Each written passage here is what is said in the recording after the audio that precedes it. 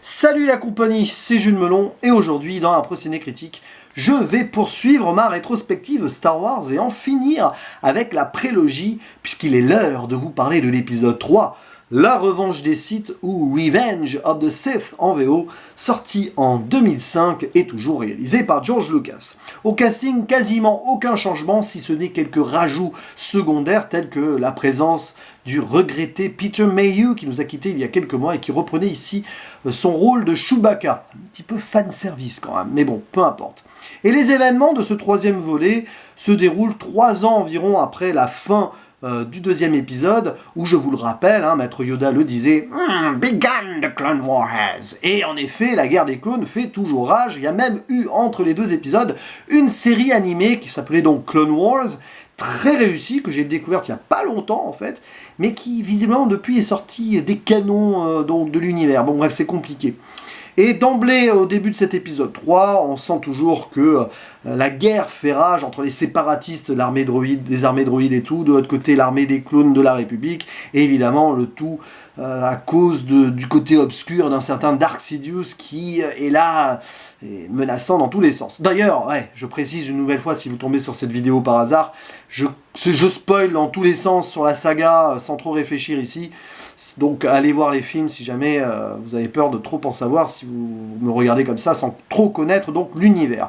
Oui, je le précise, on le sait, c'est Palpatine lui-même, le nouveau chancelier suprême qui tire les ficelles. Et d'ailleurs, on apprend au début du film qu'il a été kidnappé par le comte Dooku, tu parles, et son général, le général Grievous, une sorte de droïde humanoïde. Alors d'ailleurs, est-ce que Dooku et Grievous savaient que Sidious et Palpatine étaient la même personne? Je me suis souvent posé cette question, mais bon, pourquoi pas? Peut-être que Dark Sidious vraiment brouillait tellement les pistes que même ceux qui travaillaient pour lui ne savaient pas qu'il était aussi Palpatine. Enfin bon, je sais pas, j'ai jamais trop réfléchi là-dessus.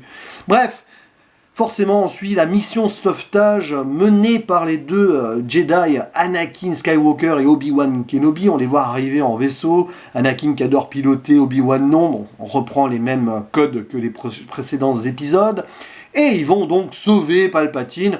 Le pauvre comte Dooku ne fait pas long feu. Obi-Wan a du mal, mais Anakin le surpasse et même le tue sur la demande de Palpatine qui continue à l'embrigader. Et voilà, il veut que, évidemment, Anakin soit son prochain apprenti, lui qui est Dark Sidious en soi, tout ça, machin, bref, vous l'avez compris. Et c'est ça, le film, en fait. On se concentre sur la descente aux enfers d'Anakin Skywalker, son passage ultime et définitif du côté obscur, et évidemment la naissance de Dark Vador, avec d'un côté la fin de cet amour parfait, pas au niveau de la romance proposée dans le film et au niveau de l'acting, mais bon, la fin de cet amour entre Padmé et Anakin, et aussi la fin de cette amitié fraternelle entre Obi-Wan et donc le futur Dark Vador. Et là-dessus, le film marche parfaitement, c'est très sombre, c'est clairement l'épisode le plus dark de toute la saga. Moi j'ai découvert ça au cinéma, j'étais à fond. C'était pas évident, les blockbusters très sombres où le mal gagne à l'époque. Enfin, même dans l'histoire du cinéma, c'est pas forcément une habitude. Et en cela, le film fonctionne bien. Belle gestion donc avec on va dire, on revisite un peu le mythe de Faust ici aussi forcément, avec ce diabolique Palpatine et Anakin qui passe une sorte de pacte avec lui. Pourquoi? Parce que Palpatine, enfin Sidious, lui promet que s'il devient un Sith, enfin s'il passe du côté obscur, il pourra vaincre la mort et empêcher Padmé de mourir. Oui, parce qu'il a des cauchemars en imaginant que celle-ci mourrait en mettant au monde son enfant, enfin ses enfants, on le sait, les jumeaux. Ah bah oui, tiens, ça tombe bien parce qu'on apprend au début du film qu'elle est enceinte. Ah là là. Alors, tout ceci est bien géré donc sur la narration et la chute, descente aux enfers, le côté tragédie ultime, c'est grandiose là-dessus. Mais voilà, en le revoyant, alors ça reste mon épisode préféré de la prélogie, pas de problème. Mais en le revoyant, je me suis quand même rendu compte plus que jamais que là aussi, au niveau de l'acting et certaines répliques, non, c'est dur. Et ça gâche presque la possibilité d'une véritable œuvre grandiose. Ça reste un bon film, très bon film. Je pense que je vais redescendre de 8 à 7 quand même à cause de ça. Et oui, je vais être sévère, mais bon, il y a certains dialogues, c'est juste pas possible. Déjà encore au début du film, on a à nouveau l'accent sur cette romance entre Amidala et le jeune Skywalker, avec limite des moments encore plus niais, bon, pas vraiment, mais que l'épisode 2. Ah, je t'aime, hein, c'est l'amour qui te rend belle, non, c'est parce que tu m'aimes que je suis belle. Oui, enfin on a compris, mais c'est affligeant. Et en plus, bah tiens, et puis clin d'œil aussi, Padmé qui accueille Anakin et qui lui dit qu'elle est enceinte avec la coupe de cheveux de Leia. Bon voilà, c'est subtil quoi. Donc ça, mais même d'autres répliques, y compris entre Obi-Wan et Anakin, c'est pas tout le temps top. C'est inégal, disons. Et Ewan McGregor, c'est là où tu vois que George Lucas n'a pas vraiment voulu faire de la direction d'acteur. Même si c'est moins pire que dans les épisodes 1 et 2, il y a des moments, par exemple, où même Ewan McGregor, quand même, bah, joue faux. Il y a cette scène, par exemple, où il découvre qu'Anakin a commis un génocide dans le temple Jedi avec les Padawan, etc. Il voit qu'il est passé du côté obscur et tout. Et même ça, la réaction sur le moment sonne faux, etc. Il y a pas mal de petites scènes comme ça qui sonnent fausses. Et c'est vraiment dommage. Il y en a d'autres qui sont évidemment plus fortes. Notamment le combat final Anakin, Obi-Wan et les répliques qui se font. Il y a quand même des moments... Voilà. Hayden Christensen joue un peu mieux que dans l'épisode 2, il faut l'avouer. Il a pris son personnage un peu plus en main, mais ça reste quand même moyen. Et voilà, bon, et c'est dommage parce que, comme je le disais, l'ensemble se suit super bien, c'est épique, c'est bien rythmé, il n'y a pas vraiment de temps mort, puis il se passe tellement de choses. On voyage encore dans beaucoup de monde, notamment sur la fameuse planète finale, j'ai un trou sur le nom de la planète finale, ah là là, bon c'est pas grave, la planète volcanique, ça, Mustafar, je crois, enfin bon, en fait c'est à cause du Roi Lion que j'ai peur de me tromper, si vous voyez ce que je veux dire. Et donc... Voilà, bref, la planète volcanique à la fin, oui c'est un procédé critique, hein, on peut dire des bêtises aussi, on a le droit. Voilà, on voyage aussi sur la planète des Wookiees, Kashyyyk, celle-là j'ai pas oublié, c'est Mustafar, hein, c'est ça, hein, la planète finale volcanique. Bref, quand je vérifierai après, j'aurai l'air couillon si c'est pas ça, mais c'est pas grave, dans les commentaires vous pourrez vous marrer, vous moquer au pire. Donc oui, c'est beau, machin, et puis c'est épique, oui, je l'ai dit. Il y a aussi cette planète où il y a ce combat entre Grievous et Obi-Wan Kenobi.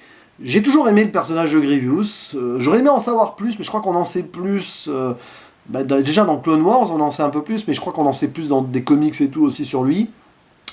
Et voilà, donc ça marche super bien, les combats à sabre laser sont un peu mieux que l'épisode 2, notamment le Obi-Wan Anakin à la fin qui est sympa, qui a des très bons moments, mais qui a des moments aussi où ça bouge dans tous les sens pour pas grand chose. Et puis même, on a droit à Yoda contre Dark Sidious aussi. Et même Mace Windu contre Sidious. C'est tout ça, voilà, ça c'est bon.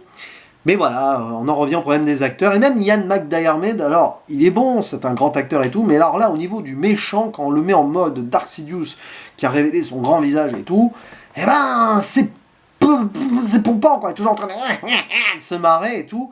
Il y a quelques moments qui ont l'air badass, mais qui au final sont plus risibles qu'autre chose, notamment au moment quand il sort les éclairs.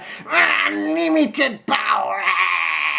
Comme ça. C'est marrant parce que quand je l'avais vu au cinéma et tout, j'étais à fond, machin, waouh, mais là en revoyant, quand même, tu te dis, c'est à la lisière du ridicule, tout ça. Et pourtant, à côté, donc, outre l'action qui est bien, les décors, tout ça, il y a aussi donc cette finalité de transformation d'Anakin vers le côté obscur qui est très bien gérée, et les manipulations de Palpatine qui, cette fois-ci, atteignent un level supérieur, notamment ce grand moment dans une sorte de spectacle son et lumière où il dit à Anakin « Connais-tu l'histoire de Dark Plagueis hein qui a vaincu la mort ?» Et c'est à partir de là, en fait, que le point de non-retour est atteint, et d'ailleurs, même sans le dire, il révèle qu'il est du côté obscur, Anakin, qui lui est aveuglé par la peur de perdre Padmé. Et de l'autre côté, le conseil Jedi qui empêche Anakin de s'émanciper, donc du coup c'est très facile pour Palpatine de le pousser à croire que les Jedi veulent le brider et même prendre le contrôle de la République. Finalement, c'est très logique. Et quand on sent la fragilité psychologique d'Anakin derrière, avec la peur, la haine, la colère, tout ça, déjà mené par la perte de sa mère dans l'épisode précédent, on se rend compte que c'est du pain béni pour Palpatine, et il fait super bien le boulot, en étant très subtil à certains moments aussi. Et Anakin ne peut malheureusement pas échapper à son destin. Et c'est d'ailleurs dur ce qui lui arrive, parce qu'à la fin, voilà, Obi-Wan lui dit, c'est toi qui as choisi et tout.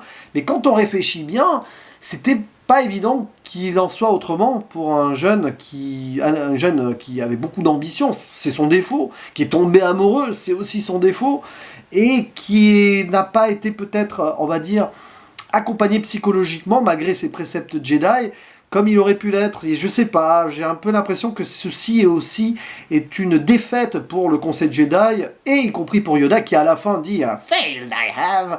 Pourquoi j'ai pris plus la voix de Palpatine là? Bon bref, quand il a perdu contre Palpatine le combat final, mais je pense qu'il dit ça aussi par rapport au jeune Anakin qui n'a pas peut-être su le prendre plus sous son aile. Est-ce que ce serait pas Obi-Wan qui a aussi raté son coup en voyant pas les choses venir? Vous voyez, on peut se poser des questions, et ça peut avoir un bel impact avec le recul sur la trilogie originale, pardon, que je verrai bientôt, après Rogue One, puisqu'il y a Rogue One entre les deux, où on voit Obi-Wan et tout vieillissant, machin, qui peut-être aussi le poids de la culpabilité sur lui, et Yoda aussi sur Dagobah, machin, voilà. Ça peut offrir une belle nouvelle lecture aussi, quand on voit donc cette saga dans cet ordre-là, sur les épisodes de la trilogie de base. Donc ouais, c'est cool. Puis voilà, rien de plus à dire sinon sur l'ensemble, parce que j'ai regardé un petit peu sur Wikipédia s'il y a des choses intéressantes que j'aurais oubliées, mais non, pas spécialement. Puis bien sûr le grand final qui annonce la naissance ultime du Dark Vador final dans son armure, en parallèle avec la naissance de Leia et Luke. Luke qui est confié à sa famille adoptive, et le film s'arrête sur les doubles couchers de soleil, machin, etc. Évidemment qu'on verra dans l'épisode 4 aussi.